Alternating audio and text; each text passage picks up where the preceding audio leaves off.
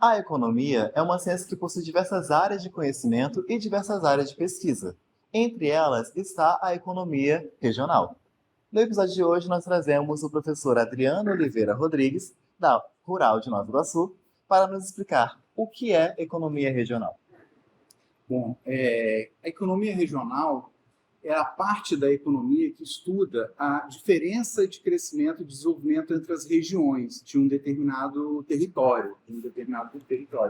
É uma parte da ciência econômica relativamente nova, que surgiu já a partir do século XX, quando os economistas passaram a se interessar mais pela dinâmica diferente entre as economias de uma determinada região. Então, como no caso do Brasil, um país do território continental, nós vemos claramente a diferença de desenvolvimento entre determinadas regiões, principalmente em relação à região sul, sudeste, né, se comparado às regiões norte, nordeste, até o centro-oeste mesmo.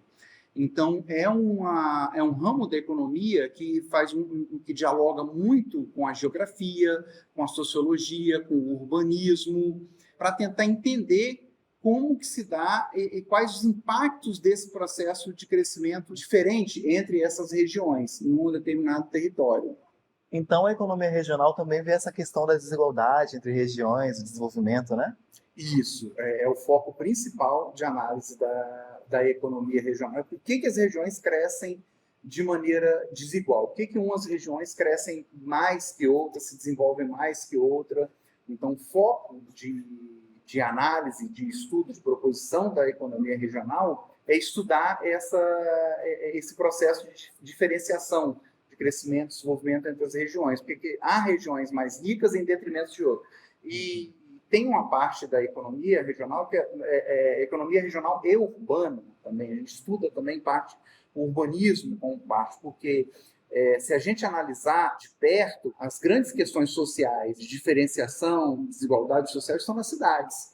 Então, a gente pega cidades, qualquer cidade capitalista no mundo tem um grau de diferenciação entre a sociedade muito grande. O Brasil é um exemplo clássico disso. Você pega uma cidade como São Paulo, riquíssima, uma cidade rica como São Paulo, você sai ali da Avenida Paulista, que é o centro financeiro, né? O centro financeiro do país, você sai ali e logo na esquina você vê ali a questão da pobreza, da questão da desigualdade social, pessoas pedindo esmola, pedindo emprego na rua. Então, esse é um grau de diferenciação muito gritante, de desigualdade muito gritante, e a gente deve combater isso.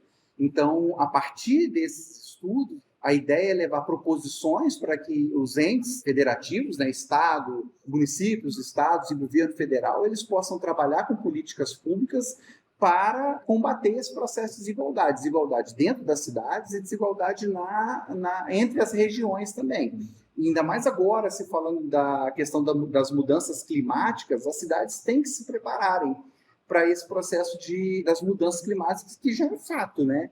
Já é fato, já estão acontecendo. A gente já está sentindo isso na pele, esse processo de mudanças climáticas, no Brasil e no mundo. Sim. Então, as cidades têm que estar preparadas, são as chamadas cidades resilientes, né? E o quanto a gente está se preparando para isso? Como que nós estamos nos preparando para isso? Quem essas mudanças climáticas vão atingir? Provavelmente os mais pobres.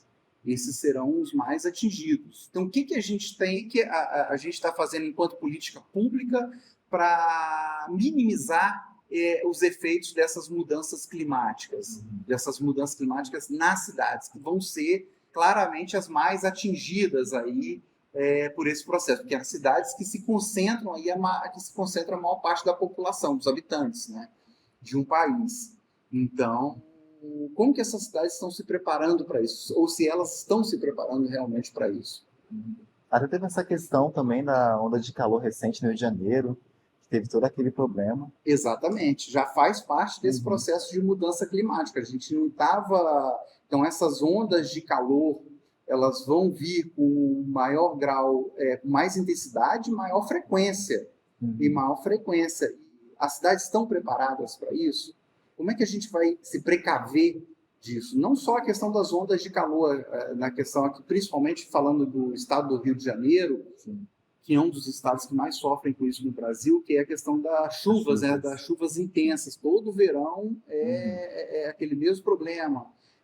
Esquenta muito durante o dia, fica muito abafado. No final do dia, aquela chuva torrencial, e as cidades inundam, alagam, o trânsito para, o trânsito fica caótico e pessoas morrem. As pessoas perdem suas vidas. Isso não é normal. Isso não pode ser tomado enquanto um processo normal. A pessoa morrer porque choveu muito. Não é? A cidade tem como se preparar, a cidade tem como se precaver, a cidade tem como atuar de antemão para que esse evento climático extremo, esse tipo de evento climático extremo, ele afete de forma menos danosa. Menos danosa. Pô, caramba, que interessante. Eu não imaginei que a economia regional englobasse todos esses aspectos sociais também. Também engloba, acho que é o principal, né? Da questão do social. E aí transformar isso, mostrar como podemos transformar isso em políticas públicas, por exemplo, que os governos vêm adotando. A última grande política pública regional que nós tivemos é a PNDR, o Plano Nacional de Desenvolvimento Regional.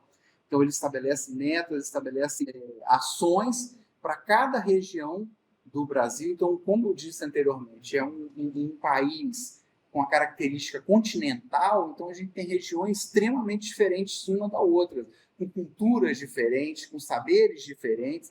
Então, uma novidade da PNDR é um pouco absorver esses saberes diferentes da análise de cada região, levar em consideração esses saberes sobre cada região, para desenvolver uma política pública eficiente que possa ajudar, né, no processo de desenvolvimento e diminuir esse processo de desigualdade regional que historicamente acontece no Brasil.